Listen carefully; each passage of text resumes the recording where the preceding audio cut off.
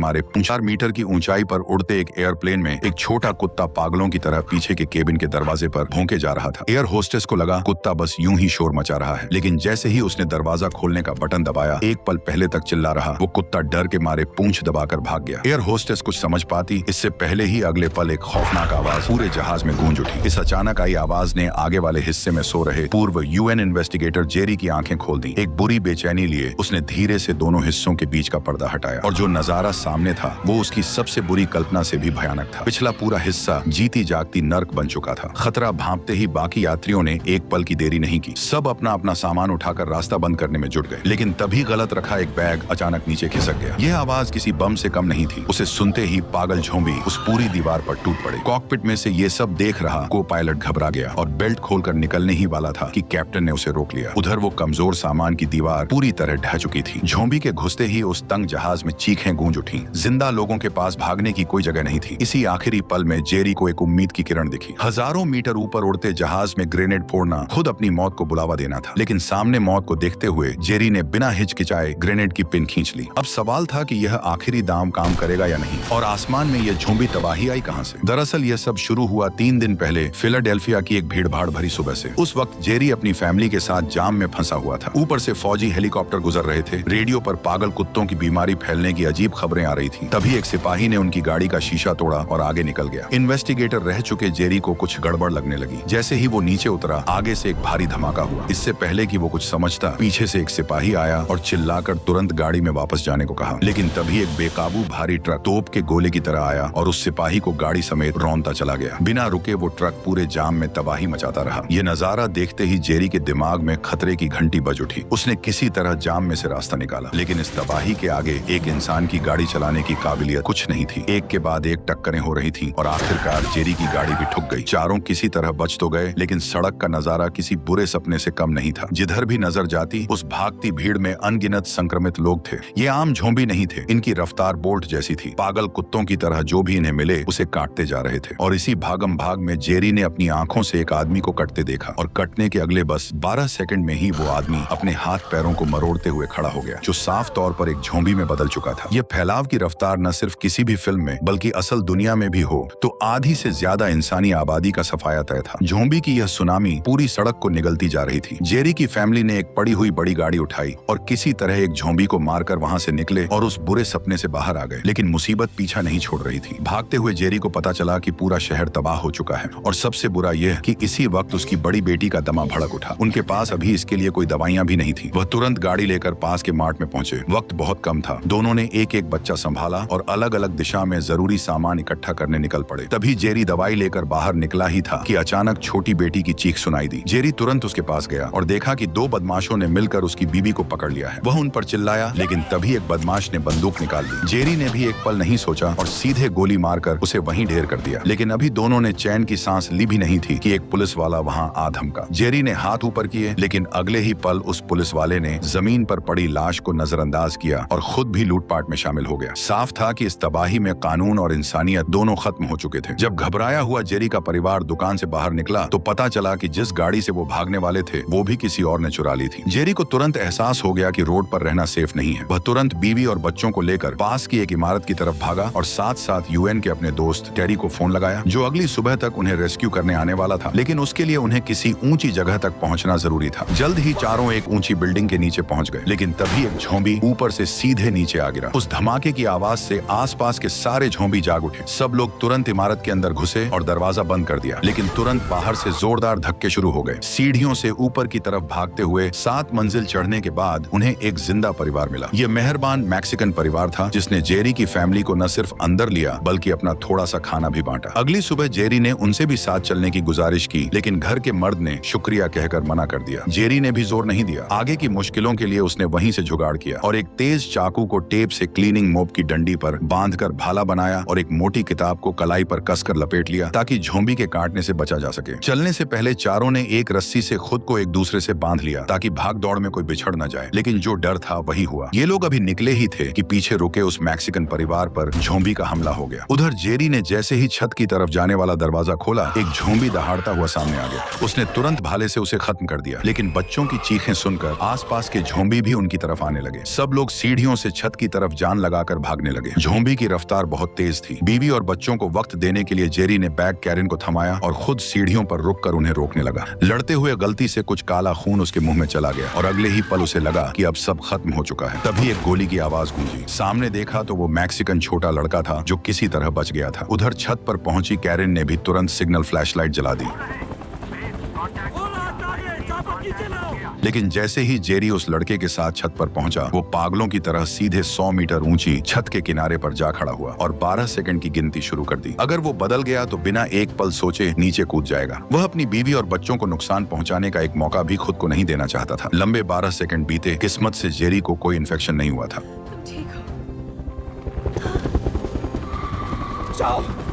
लेकिन खुशी मनाने का वक्त नहीं था, क्योंकि सीढ़ियों से झोंबी की दहाड़ों की आवाज आने लगी थी। जेरी एक बार फिर रुक गया और बीवी, बच्चों और उस लड़के को पहले हेलीकॉप्टर में चढ़ाया। जब सैनिकों ने बंदूकें तान कर जेरी को कवर दिया तो एक बेहद दर्दनाक नजारा सामने था। सबसे आगे दौड़ता झोंबी कोई और नहीं बल्कि वही मैक्सिकन आदमी था जिसने कल रात उन्हें जगह दी थी।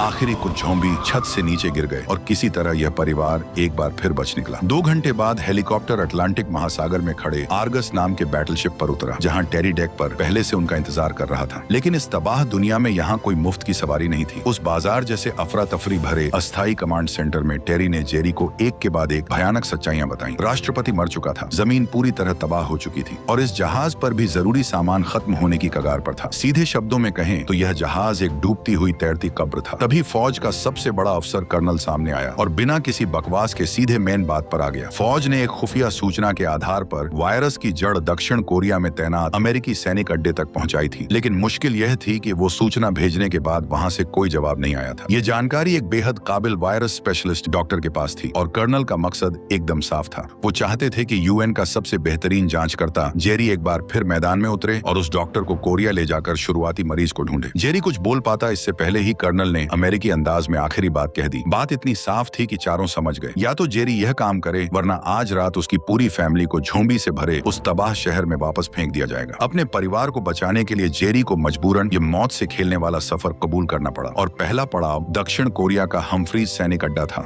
वही जगह जहां से वो खुफिया संदेश आया था। उड़ान के दौरान वो डॉक्टर जो अपनी काबिलियत पर बहुत भरोसा रखता था, पूरे रास्ते जेरी को अपनी थ्योरी समझाता रहा। उसने कहा कि प्रकृति के इस मौत के खेल की पहेली को सुलझाने का तरीका प्रकृति में ही छुपा होता है और हमें बस वही ढूंढना है, लेकिन यह आसान बिल्कुल भी नहीं होगा। डॉक्टर की यह बात पूरी फिल्म की सबसे अहम बात थी, लेकिन जिस शान से यह किरदार आया था उसके जाने का तरीका उतना ही हैरान करने वाला था। तूफानी रात में जहाज कोरियाई अड्डे पर उतरा। दरवाजा खुलते ही अंधेरे में झोंबी आवाज सुनकर टूट पड़े। जिंदगी में हमेशा किताबों में रहने वाले उस डॉक्टर ने यह खूनी मंजर कभी नहीं देखा था। डर के मारे वो पलटकर भागने लगा, लेकिन जहाज की सीढ़ी पर पैर फिसल गया और बदकिस्मती से हाथ में पकड़ी बंदूक चल गई और एक ही गोली में वो खुद ही खत्म हो गया। उसी वक्त वहां के सैनिक बाहर आए और उनकी घनी गोलीबारी की आड़ में जेरी और बचे हुए लोग किसी तरह अड्डे के अंदर घुसे। थोड़ी देर बाद जेरी उस खुफिया संदेश में बताई जगह पर पहुंचा, लेकिन वहां का नजारा देखकर उसके पैरों तले जमीन खिसक गई, क्योंकि वहां कोई जिंदा मरीज नहीं था और न ही कोई वायरस का नमूना। वह पूरा कमरा बस राख से भरा था। सैनिकों ने बताया कि शुरुआत में वह एक भागा हुआ जवान था जिसने जांच करने आए डॉक्टर को काटकर मार दिया था और फिर पूरा अड्डा तबाह हो गया। वो खुफिया संदेश उसी डॉक्टर की आखिरी चेतावनी थी और सैनिकों ने वायरस को रोकने के लिए उस कमरे को शुरुआती मरीज समेत जला दिया गया था। यह सुनकर जेरी पूरी तरह निराश हो गया। वह वहां से निकल ही रहे थे कि तभी एक कोने में लोहे के पिंजरे में बंद एक अजीब आदमी खुद से बड़बड़ाता हुआ दिखा। पता चला यह CIA का एक पुराना एजेंट है जो हथियार बेचने के जुर्म में पकड़ा गया था। जेरी का जांचकर्ता दिमाग तुरंत जाग गया। पहले उसे लगा जैसे यह बस एक लालची आदमी है, लेकिन उस आदमी ने जेरी के सामने एक के बाद एक ऐसी बातें रखी जो होश उड़ा देने वाली थी। उस बूढ़े ने एकदम सीधे मजाकिया लहजे में जेरी को बताया कि जैसे ही वायरस फैला, उत्तर कोरिया ने 24 घंटे के अंदर फौज लगाकर अपने 2 करोड़ 30 लाख लोगों के सारे दांत निकाल दिए। उनका मोटिव साफ था कि अगर दांत ही नहीं रहेंगे तो कोई एक दूसरे को काट ही नहीं पाएगा और वायरस फैलेगा भी नहीं। यह इंसानी इतिहास की सबसे क्रूर लेकिन सबसे सीधी तरकीब थी। जेरी को लगा यह आदमी बकवास कर रहा है, लेकिन जब जेरी ने विश्वास नहीं किया तो उस आदमी ने एक हैरान करने वाली बात बताई। दुनिया के बाकी देश झोंबी को महामारी या दंगा समझ रहे थे, लेकिन इजराइल ने जैसे पहले से ही भविष्य देख लिया हो। उन्होंने 1 हफ्ते पहले ही पूरे देश की सीमाएं बंद कर दी थी और एक विशाल दीवार खड़ी कर दी थी। ये सुराग अजीब जरूर था, लेकिन जेरी के पास अब कोई और रास्ता नहीं था। बचे हुए सैनिकों के साथ बारिश और झोंबी की उस रात में किसी तरह वह जहाज में चढ़े और सीधे उसी शहर यरूशलेम में जाने की तैयारी करने लगे, जिसे लोग बिल्कुल सुरक्षित बता रहे थे। जब जहाज बादलों को चीरता हुआ शहर के ऊपर के पास पहुंचा तो जेरी का मुंह खुला का खुला रह गया। जब पूरी दुनिया झोंबी के हमलों से तबाह हो रही थी, यरूशलेम सच में एक बंद किले की तरह बिल्कुल सही सलामत खड़ा था। और यह सब मुमकिन हुआ था उस एक विशाल दीवार की वजह से जो पूरे शहर को घेरे हुए थी। जल्द ही जेरी की मुलाकात उस हथियार तस्कर के बताए अहम शख्स से हुई, मौसाद के बड़े अफसर जुर्गेन से। जब जेरी ने पूछा कि तुम्हें इसके बारे में पहले से कैसे पता चला, तो जुर्गेन ने एक बेहद कड़ा खुफिया नियम बताया, 10वें आदमी का नियम। यानी जब 9 लोग एक ही जानकारी देखकर एक ही नतीजे पर पहुंचे तो 10वें आदमी को हर हाल में उल्टा सोचना होगा और सबसे बुरी संभावना मानकर सबूत ढूंढने होंगे। जुर्गेन वही 10वां आदमी था जिसने मान लिया था कि झोंबी सच में दुनिया तबाह कर देंगे। इसी सोच की वजह से इजराइल ने पहले ही यह दीवार खड़ी की और आखिरी बची हुई जमीन बचा ली। और इस वक्त उस दीवार के अंदर बचे हुए लोग जश्न मना रहे थे जैसे सच में किसी बाग में हों। लेकिन इस तबाह दुनिया में सबसे खतरनाक चीज यही बेफिक्री थी।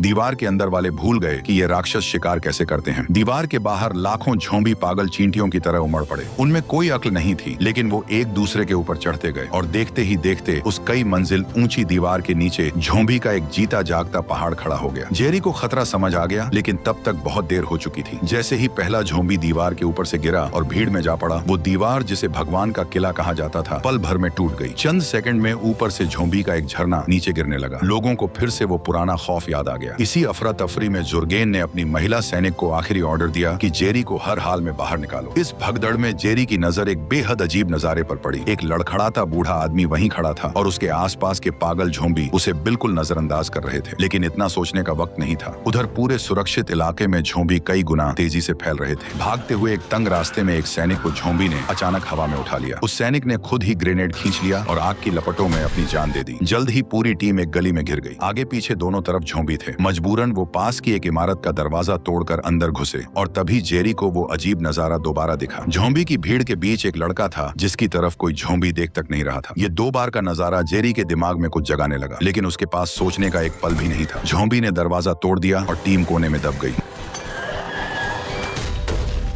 महिला सैनिक सेगेन ने यह सोचकर कि सब खत्म हो गया झांक कर देखने की कोशिश की। तभी एक झोंबी ने झपट्टा मारा। सेगेन ने तुरंत उसे मार गिराया, लेकिन नीचे देखा तो हाथ पर दांतों के निशान थे। बिना एक पल गवाए जेरी ने सेगेन की तलवार निकाली और एक ही वार में उसका बायां हाथ काट दिया। फिर उसने खून बहते जख्म पर पट्टी बांधी और सांसें रोककर गिनती शुरू कर दी। पास खड़े सैनिक ने बंदूक सीधे सेगेन के सिर पर टिका दी, लेकिन 12 सेकंड बीते और सेगेन तड़पने के अलावा कुछ नहीं बदली। लेकिन जैसे ही सब बाहर निकले और हेलीकॉप्टर की तरफ बढ़े तो एक और मुसीबत सामने आ गई। पास की इमारत की छत पर खड़े झोंबी बारिश की बूंदों की तरह सीधे हवा में कूद पड़े और पलक झपकते ही वो बचाव का हेलीकॉप्टर झोंबी के बोझ तले दबकर बेकाबू हो गया और सीधे जाके तबाह हो गया। लेकिन मुसीबत यही नहीं रुकी। जैसे ही झोंबी का कहर टूटा, जेरी जिस फौजी जहाज से आया था वो उसे वहीं छोड़कर भाग निकला। जब वो लोग जान की बाजी लगाकर किसी तरह रनवे तक पहुंचे तो वो जहाज उनके सिर के ऊपर से गुजर चुका था। पूरी तरह टूट चुके उन लोगों की नजर पास ही खड़े एक पैसेंजर प्लेन पर पड़ी। अब यही एकमात्र रास्ता था। कानून की परवाह किए बिना बचे हुए लोग उस जहाज की तरफ दौड़े और सीधे कॉकपिट के सामने जाकर बंदूक तान दी। मजबूर पायलट ने प्लेन रोककर दरवाजा खोला और कटे हाथ वाली सेगेन और जेरी को लेकर यरूशलेम की उस नरक से उड़ान भरी। प्लेन हवा में पहुंचा तो थके हुए जेरी ने फर्स्ट एड बॉक्स निकाला और सेगेन के जख्म साफ करने लगा। अपना कटा हाथ देखकर हमेशा मजबूत रहने वाली सेगेन ने कड़वी हंसी के साथ कहा कि अब तो मैं बोझ बन गई हूँ। बोझ शब्द सुनते ही जेरी के चेहरे पर एक अजीब सी जकड़न आ गई। इस पूरे सफर की सारी यादें तेजी से उसके दिमाग में घूमने लगी। कोरिया के उस अड्डे पर झोंबी की भीड़ में सही सलामत खड़ा लंगड़ा आदमी, यरूशलेम की गली में झोंबी के बीच से बेखौफ गुजरता झुका हुआ बूढ़ा और गंजा लड़का,